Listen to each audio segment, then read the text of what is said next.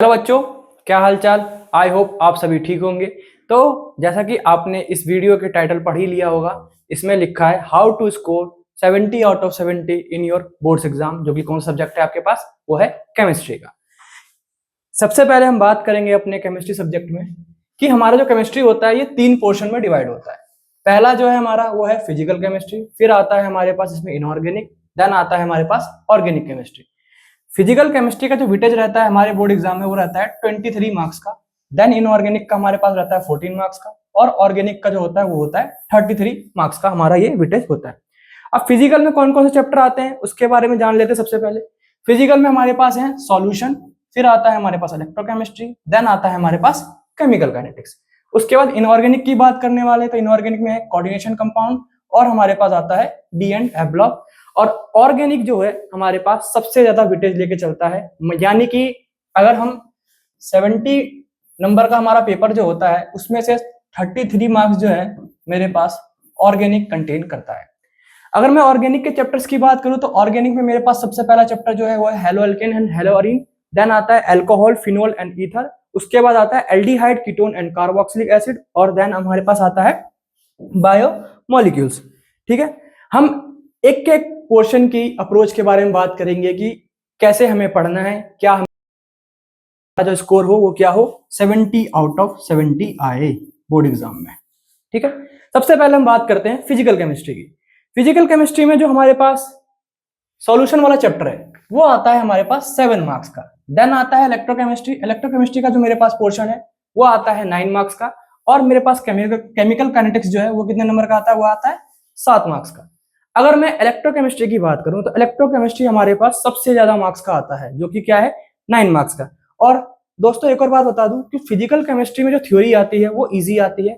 इसमें ज्यादातर क्वेश्चन जो आएंगे आपके वो आएंगे न्यूमेरिकल बेस्ड क्वेश्चन आएंगे। न्यूमेरिकल भी जो होंगे ज्यादा तगड़े न्यूमेरिकल नहीं होते, ऐसे न्यूमेरिकल मिलते हैं आपको जो कि आप सॉल्व कर ले जाएंगे। अगर आपको फॉर्मूला पता रहेगा तो आप आराम से बना लेंगे, क्योंकि उसमें कोई हार्ड एंड फास्ट रूल नहीं होता। अगर मैं जैसे कि अगर एनसीईआरटी बुक की बात करूं तो एनसीईआरटी में हमारे पास कुछ क्वेश्चंस ऐसे होते हैं जिसके कैलकुलेशन के लिए हमें वास्तव में कैलकुलेटर की जरूरत पड़ती है, लेकिन फिजिकल केमिस्ट्री में जो बोर्ड्स के एग्जाम में जो क्वेश्चन आता है वो ऐसा क्वेश्चन नहीं आता। वो ऐसा क्वेश्चन आपको देते हैं ताकि आप इजिली कर लें, क्योंकि आपको जो पेपर करना है वो 3 घंटे के अंदर में करना है।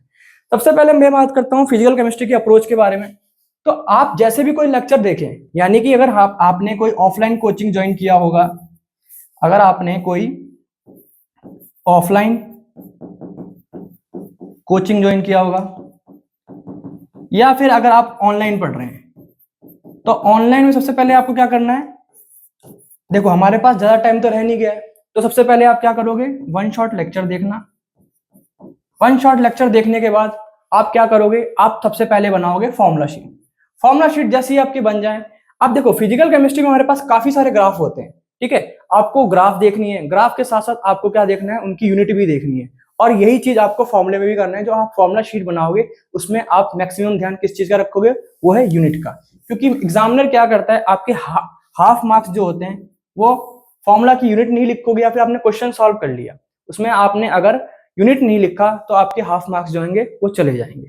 तो इस चीज का आप सबसे पहले ख्याल रखेंगे, ग्राफ को मेमोराइज करेंगे। देन आप क्या करेंगे, जैसे कि आपने सॉल्यूशन चैप्टर पढ़ा, उसमें जितने भी टॉपिक्स हैं, जिस जिस टॉपिक पे आपके न्यूमेरिकल हैं, जैसे इसमें सबसे most of the important topic जो है वो है कॉलिगेटिव प्रॉपर्टी। आप क्या करोगे, हर एक टॉपिक से कम 3 से 4 क्वेश्चन जरूर लगाओगे। ऐसे ही करके आप एक चैप्टर से कम 20 से 25 क्वेश्चन जरूर लगाना, तभी आपका फायदा है। 20 से 25 क्वेश्चन आपको कम से कम करने हैं फिजिकल केमिस्ट्री में, पर चैप्टर की मैं बात कर रहा हूँ। फिर आपको एनसीईआरटी इंटेक्स क्वेश्चन करना है, ये मस्ट है। इंटेक्स क्वेश्चन करो, और साथ के साथ में जो इसमें एक सॉल्व एग्जांपल है वो जरूर करके जाना, क्योंकि वो एज इट इज उठ के आ जाता है आपके पेपर में। ठीक है, वही आपका पीवाईक्यू बनता है। फिर मैं बात करता हूँ एनसीईआरटी बैक एक्सरसाइज की। देखो फिजिकल केमिस्ट्री में अगर देखा जाए तो एनसीईआरटी का एग्जाम्पल है, सॉरी एग्जाम्पल की बात करूं, एक्सरसाइज की बात करूं, एक्सरसाइज जो होता है उसमें काफी सारे क्वेश्चन है, 60-70 क्वेश्चन है। आप सारे तो लगाने बैठोगे नहीं, क्योंकि आपके पास टाइम भी कम है। उसमें कुछ सिलेक्टेड क्वेश्चन होते हैं जो मैं इस वीडियो में नहीं, जो नेक्स्ट वीडियो हमारी बनेगी उसमें सिलेक्टेड क्वेश्चन रहेंगे। वो सिलेक्टेड क्वेश्चन आपको करने हैं जो एज इट इज उठ के आते हैं पेपर में। उसके बाद आपको क्या करना है, आपको लगाना है पीवाईक्यू। पीवाईक्यू तो मस्ट है केमिस्ट्री में। अगर आपने पीवाईक्यू नहीं लगाया तो आपके मार्क्स बिल्कुल ही जाएंगे ही जाएंगे। तो पीवाईक्यू जरूर लगा के जाना। पीवाईक्यू कम से कम आपको 5 से 10 साल का लगाना है, ज्यादा पुराना नहीं लगाना, क्योंकि करंट पैटर्न जो है हर साल चेंज होता रहता है सीबीएसई का। अभी आजकल कॉम्पिटेंसी बेस्ड जो क्वेश्चन है वो ज्यादा आ रहे हैं। इससे पहले मेरे पास अगर मैं बात करूं तो हमारा जो था इससे पहले 21-22 वाला सेशन था, उसमें एमसीक्यू पैटर्न पे ज्यादा जोर दिया गया था। और अभी के टाइम पे भी आप देखते हो तो आपको कम से कम 20 क्वेश्चन एमसीक्यू वाले देखने को मिलते हैं। इसमें असर्शन रीजन भी होते हैं, अब तो केस बेस भी आने लगा है। तो आप कम से कम जो लेटेस्ट पैटर्न है उसके अकॉर्डिंग पीवाईक्यू को सॉल्व करना, ज्यादा 5 से 10 साल। उसके बाद हम बात करते हैं जो हमारे पास नेक्स्ट पोर्शन है वो है इनऑर्गेनिक केमिस्ट्री का। इनऑर्गेनिक केमिस्ट्री में जैसा कि आप देख रहे हो सिर्फ 2 ही चैप्टर हैं, जिसमें है पहला है डी एंड एफ ब्लॉक और दूसरा है कोऑर्डिनेशन कंपाउंड, और दोनों के इक्वल वेटेज हैं, यानी कि 7 मार्क्स का वो आता है और 7 मार्क्स का आपका कोऑर्डिनेशन कंपाउंड भी आता है। इसकी अप्रोच की बात करें तो आप कोई भी वन शॉट लेक्चर देखो, वन शॉट लेक्चर देखने के बाद ठीक है, आप सबसे पहले क्या रीड करना है, एनसीईआरटी रीड करना है। एनसीईआरटी में आपके पास काफी सारे टेबल्स होते हैं डी एंड एफ ब्लॉक में, ठीक है, उसके ट्रेंड्स होते हैं, उसको मतलब उस ट्रेंड होंगे, देन उसके बाद आपके क्या कहते हैं टेबल्स होंगे, उसको याद करना है आपको मेमोराइज करना है। बेसिकली जो इनऑर्गेनिक केमिस्ट्री होता है वो मेमोराइज बेस्ड होता है, ठीक है। आप जितना ज्यादा मेमोराइज करोगे उतना ज्यादा आपको अच्छे से याद रहेगा, ठीक है। तो एनसीईआरटी रीड करनी है। फिर एनसीईआरटी के जो आपके पास इंटेक्स्ट क्वेश्चन है उसको मस्ट सॉल्व करना है, क्योंकि वो एज इट इज उठ के आपके पेपर में आते ही आते हैं। और मैंने फिर बताया कि आपको एनसीईआरटी में सारे क्वेश्चंस नहीं लगाने होते हैं, जो मेरे पास कुछ क्वेश्चन जो होते हैं, सिलेक्टेड क्वेश्चन जो होते हैं वही लगाने होते हैं, ठीक है। ये आप जब पढ़ोगे, आप क्वेश्चंस देखोगे तो आपको अपने आप पता चल जाएगा कि कौन से क्वेश्चन ज्यादातर रिपीट हो रहे हैं। फिर मैंने पहले बताया कि आपको पीवाईक्यू पे तो ध्यान देना ही देना है। पीवाईक्यू में आपके सबसे पहले मैं पहले बता दूं तो 5 से 10 साल ये ट्रेंड जरूर फॉलो करना, 5 से 10 ईयर वाला पेपर जरूर करना। यानी कि अगर मैं बात करूं तो आपको 2016 से 2025 तक जितने भी पीवाईक्यू दिखे सारे लगा डालो, जितने भी पीवाईक्यू दिखे सारे लगा डालो। ऑल्दो मैं इस चैनल पे आपको ये चीज भी करवाऊंगा। उसके बाद मैं बात करता हूं आपको कुछ चीजों पे ज्यादा ध्यान रखना है, जैसे कि मैं बात करता हूं डी एंड एफ ब्लॉक से। इसमें आपको KMnO4 और K2Cr2O7 यानी कि पोटेशियम परमैंगनेट और पोटेशियम डाइक्रोमेट, इसकी जो रिएक्शंस है उसको अच्छे से आपको मेमोराइज करनी है। देन आता है मेरे पास कोऑर्डिनेशन कंपाउंड में VBT और CFT।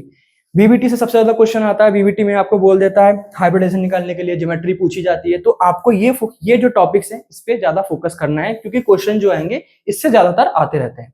फिर मैं बात करता हूँ जो नेक्स्ट पोर्शन है हमारे पास केमिस्ट्री का, वो है लास्ट पोर्शन जो है अपने पास, जो कि सबसे ज्यादा वेटेज लेके चलता है, वो है ऑर्गेनिक केमिस्ट्री। ऑर्गेनिक केमिस्ट्री में हमारे पास जैसे कि देख सकते हो आपके पास हेलो एल्किन, हेलोरीन है, alcohol, phenol and ether, aldehyde, ketone and carboxylic acid, biomolecules, और एक चैप्टर मिस हो गया है, सॉरी फॉर दैट, वो मैं लिख देता हूं यहाँ पे, जो कि है आपका अमाइंस, ठीक है।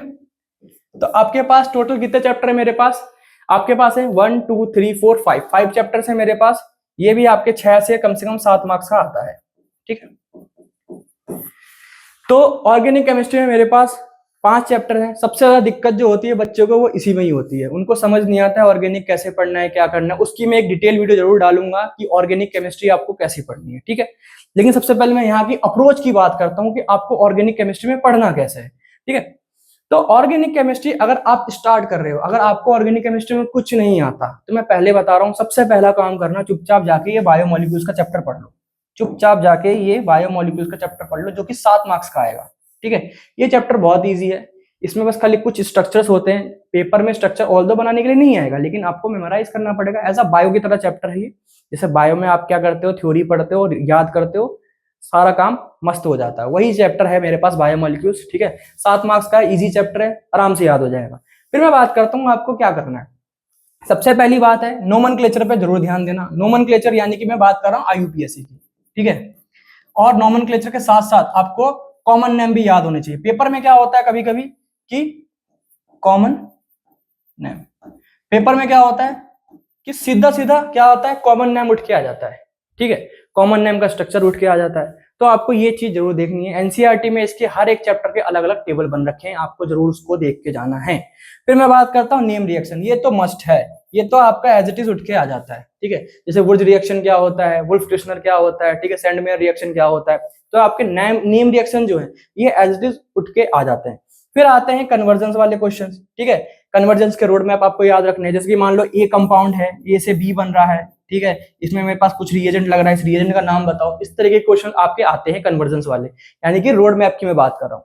अगर आपने रोड मैप सीख लिया तो आपके कन्वर्जन वाले जो क्वेश्चन है वो भी बन जाएंगे। ये रोड मैप होता है, ठीक है।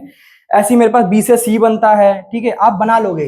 अगर आपने कन्वर्जेंस के रोड मैप को फॉलो किया तो कन्वर्जन वाले क्वेश्चन ऑटोमेटिकली बन जाएंगे। इसमें क्या करना है आपको, सबसे मस्ट है कि कन्वर्जेंस के पीवाईक्यू लगाओ। 40 से 50 क्वेश्चन जरूर करके जाना, ठीक है। पर चैप्टर कम से कम 10 से 12 क्वेश्चन जरूर लगा के जाना, जो मोस्ट रिपीटेड होने वाले हैं, ठीक है। इसकी भी मैं एक वीडियो लेके आऊंगा।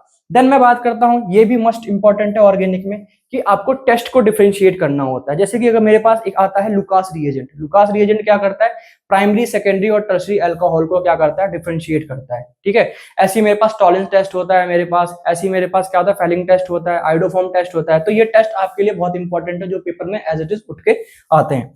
फिर आता है एसिडिक कैरेक्टर, बेसिक कैरेक्टर और एसिडिक कैरेक्टर, बेसिक कैरेक्टर, यानी कि मैं बात करूं पीकेए वैल्यू, पीकेए वैल्यू होता है, पीकेबी वैल्यू होता है।